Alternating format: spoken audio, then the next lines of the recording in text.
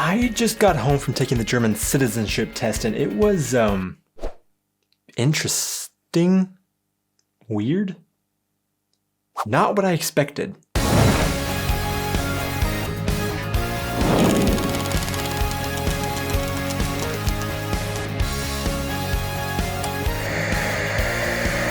Hey guys, and welcome back to our channel. I am Donnie, and along with my wife Aubrey, we are two Americans currently living in Germany with our baby, sharing all of our experiences living and traveling throughout Europe. So a couple of months ago, I did a video all about how the current German government is proposing to completely overhaul the process to become German citizens. With the current laws, it really isn't a possibility for Aubrey and I to become German citizens unless we gave up our American citizenship. However, with the new laws they're proposing, suddenly things may completely change for us, and citizenship not only may become an option in the future, but relatively soon. And I'm gonna leave a link to the video right up here that you guys can click on if you wanna find out more information about the politics in Germany and how things may be changing dramatically. But I actually went and took the official German citizenship test in preparation for the law changing to go ahead and try to get ahead of things. And it really was not at all what I expected. And I came home thinking maybe I should share with you guys what actually goes into taking a German citizenship test. And that's exactly what I'm going to talk about today in my video. Answers are written in, but will I become a citizen?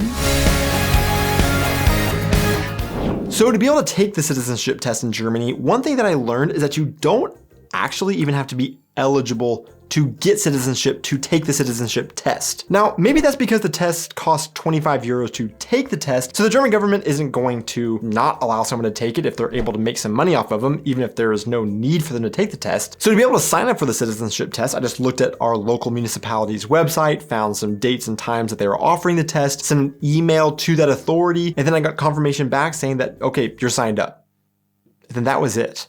That was the end of the communication. It wasn't until 3 weeks before the exam, I received a letter in the mail because, like we all know, Germany loves snail mail. And in this letter was just the invitation saying that you are signed up, this is where you need to meet at this time, and bring a passport. And to me, there was a ton of questions that I felt like were left out. Like, for example, how is the test going to be administered? Is it going to be on a computer so I don't need to bring a pen and a pencil? Is it going to be like a Scantron so I need a pencil to be able to fill that in? Or is it one that they don't want anybody to bring a pencil and they want you to do it by pen, and so you need to bring a pen? Or you're not allowed to bring your own writing utensils? So there's all of these questions that I had going into it that I didn't have any answers to, and so I ended up just kind of bringing all of those things. Basically, I was just bringing whatever I could just in case. But when I walked up, all they asked for was my passport, and I showed them that as proof of who I was, and they checked my name off of a list. But that was pretty much it. And then she said, just pick a table, any spot that I wanted, and I sat down. But then I sat down at my desk and I saw that there was 2 pieces of paper with instructions on what you needed to know on how to take the test, how to fill in the test, how the test would run, etc. And they also provided a ink pen on the table so you didn't need to bring one at all. But overall, the vibe in this big room was significantly more chill than I expected for something that I guess I kind of put on this big pedestal as a citizenship test. It's going to be a very serious thing because if you pass this, you're going to be getting a German passport and all the responsibilities and rights that belong to that passport. But we were all just kind of sitting around, people were scrolling on their phones. The person that was administering the test was just kind of making some jokes and just hanging out with everybody as they waited for everybody to check in. So it definitely helped bring my nerves way down. So up until this point, besides just the massive lack of information I felt like was provided before the test, it was pretty straightforward and easy. It was at the point that the test was about to begin that I felt like things kind of got to where I didn't expect them to be. So when the time finally came for the test to actually begin, the person that was there administrating the test stood up to start giving an explanation on how the test would work. And basically, this is how a German citizenship test works. There is a bank of 310 possible questions that they could ask you on this test. 300 of those questions are specifically about politics, culture, the political system in Germany as a whole, and 10 of the questions are specifically about the state that you are living in and you're taking the test in. The test itself that you are taking is only 33 questions that they will randomly select from those bank of questions. All are multiple choice questions with 4 possible answers, with of course just 1 correct answer. Now they explain that every single person in the room has a different packet that they will have assigned to them, so you can't look at your neighbor's tests and cheat off of them because they might either have completely different questions or just in a different order. You have 60 minutes to complete the exam, but you are allowed to leave at any time once you feel like you have adequately answered all the questions. In order to pass the citizenship test, you just have to get 17 of the 33 correct. So not even really a passing score, just half of the answers. So to me, the bar is set pretty low to be able to actually pass the test. Real quick, I want to thank all of our patrons and YouTube channel members. I really appreciate all of the support in helping me bring you this content. And if there are some of you looking for other ways to support this work, simply hitting the like and subscribe button really goes a long way, and I would appreciate you doing that. So the test itself, once they finally handed it out, you had one sheet on top which had all of your personal information like your address, your name, your date of birth, where you're from, etc. Mine, they had my name spelled wrong, so I had to get that corrected. Now this was something else that kind of surprised me, was the actual layout and format of the exam. One, I kind of assumed that maybe this would be on computers. I just kind of thought that this would be kind of more modernized than just being on paper. I've seen online that some of the questions of the American citizenship test is done on a tablet. We will use the tablet for the reading and writing portion of the exam. You can use this stylus for the writing portion on this tablet. And so that's kind of where I got this idea that, well, if they do it that way in the US, then maybe Germany also does that, but then I forgot. We're in the land of fax machines and snail mail and a massive lack of digitalization. So of course, it was done on paper, which is fine. But the other thing that kind of surprised me about that was that it was done just like on printer paper. Like they just printed these off in their office and then just stapled them together and gave it to us. What was weird to me about that was that it wasn't like Scantrons. And I don't even know if that's a thing in Germany. So I need you guys to let me know if even Scantrons are used in schools here. But what I assumed was that they would give us the test, and then they'd give us a Scantron and we would fill in the answers. And then that way the government, all they have to do is just send those through a Scantron reader quickly and they would get the results out. But with this, my assumption is that they actually have to hand grade all of these. And then kind of the final thing that made the feel of the overall test kind of not super official was the quality of the questions printed on the paper. The questions were fairly pixelated and skewed, and maybe that has to do with it making it more difficult for somebody far away to be able to read your test because it's not perfectly printed and they are trying to keep people from possibly cheating. But it almost made it difficult to take the test because the words were kind of, just off. It felt almost cheap, like they didn't have a high quality version of the test. They just printed off these lower quality, low res versions that didn't necessarily feel like, oh, I'm taking this big important step in my life to become a German citizen. It just kind of felt like an afterthought that they just printed off and gave to us.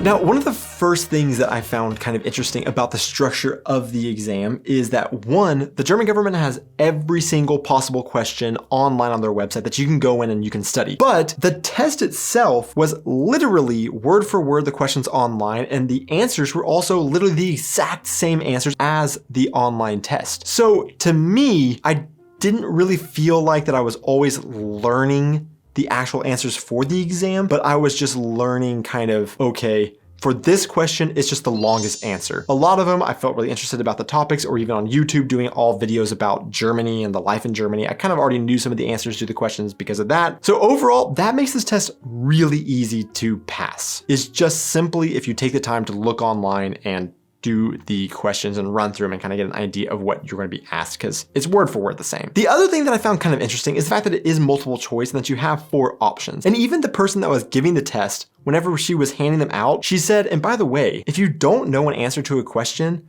don't leave it blank. Just choose one, because maybe you'll get it right and you'll be able to pass the test. Which I found kind of funny that they would even say that, because I don't know technically what the odds would be. Somebody can calculate that and put that in the comments. But I guess technically somebody could just guess on every single question and potentially just get half the questions right and pass the test and get citizenship without ever actually knowing anything. Very slim chance probably, but technically you could. The US citizenship test, it is in your interview with a government official, and they will just ask you a question and you just have to know the answer. Are you ready for your civics test? Yes, I am. Who was the president during World War I? I don't know. Whereas on the German one, they give you 4 options, and often some of the multiple choice options are very obviously wrong. So you can kind of end up with just like a 50-50 choice. So if you actually had to pull the information out of thin air and from your memory, that would be significantly more difficult than what the test actually currently is with the multiple choice that they give. So out of 310 questions, you may be asking what kind of things are even asked on a German citizenship exam. And that is actually kind of funny too. There's a lot of things that I think are very good legitimate questions that are on the exam. Like, for example, who is the current Bundeskanzler? That's a very important thing for people to know. Or one that I'd be interested if any of our German viewers know the answers to, who wrote the national anthem of Germany? But then there are other questions that were kind of interesting, I feel like, from an American's perspective. Like, one of the questions was somewhat along the lines of, what is one important thing to every Christmas celebration? And the answer was decorating a Christmas tree. Now, what's interesting to me about that is, even in the US, a vast majority of Americans celebrate Christmas in some form or another. However, because of the status of what religion is supposed to play in the US as a separate entity from the government, that would never be a question that you would have on a test, because the US is made up of so many cultures and so many religions and so many different holidays. And with Christmas being a Christian holiday, they wouldn't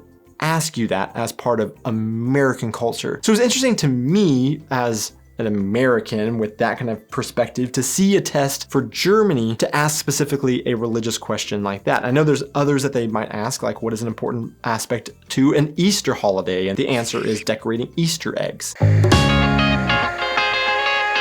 An interesting question that I got from a friend was, how patriotic were the questions on the test compared to maybe what we would expect on the American citizenship exam? Who is the father of our country? George Washington. And again, I've never taken the American citizenship exam, so I don't know exactly what are asked on those exams. But on the German, I guess you could say that, yes, it was fairly patriotic considering the entire exam was about Germany, but the types of questions and the tone didn't feel patriotic. Like we've talked about in many of our videos, Germany generally doesn't show a lot of national pride. And that has many different reasons, with the massive part of it being Nazis having such massive amounts of national pride that today showing lots of national pride can sometimes come across as kind of going back to those times, is the explanation that I've gotten from a lot of Germans. Another reason being is that a lot of people generally just have regional pride because historically Germany hasn't been a unified nation for really that long compared to a lot of other countries. And so a lot of people therefore have a lot of really regional pride, and this new idea still hasn't really formed a large amount of national pride like you see in the US, for example. But what I mean by the questions on the exam maybe not having as much patriotism built into the question was how a lot of the questions were about World War II and about the occupation and about the DDR. And I guess in my mind, when I think patriotism, I would think the questions are going to be a lot about the kind of big accomplishments of Germany. And like there was a question that was like, during what decade was Germany considered the economic wonder of the world? But instead they had a lot of questions talking about like, when did Hitler come to power? When were the Nazis in power? What were some of the authoritarian rules under the Nazis? Things like that kind of were acknowledging the past and making sure that people that are becoming citizens also understand some of the dark aspects of the past. And again, I've never seen an American citizenship exam, but because of the patriotism in the US, I don't think that they would put questions on the exam like, when did the US create the Trail of Tears? Or ask very many questions about the dark past the US has with slavery. So I felt like there was a difference, most likely along those lines of patriotism.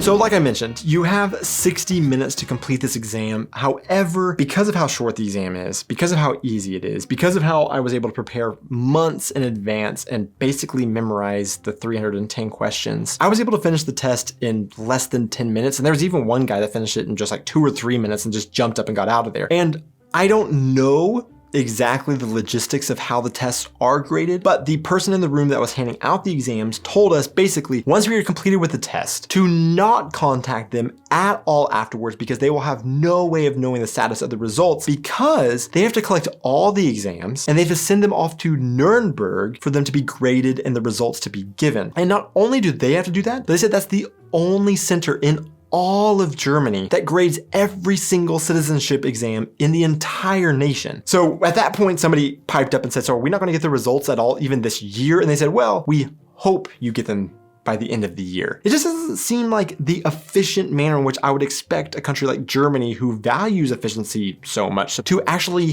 handle these citizenship exams. I will have your results for you in just a minute. Thank you. You're welcome.